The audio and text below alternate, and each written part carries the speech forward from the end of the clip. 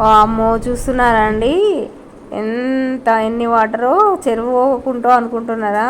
కాదండి, చెరువుకుంట అయితే కాదు. మేమైతే ఈరోజు బయటికి వెళ్ళేసి వస్తున్నాము హాస్పిటల్ కానీ అట్లనే షాపింగ్ కానీ వెళ్ళేస్తుంటే ఫుల్ వర్షం అయితే పడిందండి.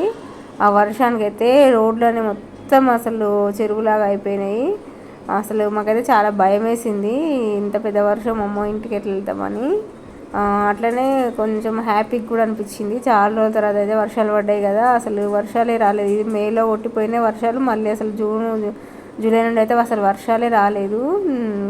చాలా రోజుల తర్వాత అయితే ఇప్పుడే నిన్న కొంచెం వచ్చింది. నిన్న కూడా బాగానే పడింది వర్షం సాయంత్రం, మళ్ళీ ఈరోజు కూడా బాగా పడింది వర్షము. చూస్తుంటే హ్యాపీ అనిపిస్తుంది.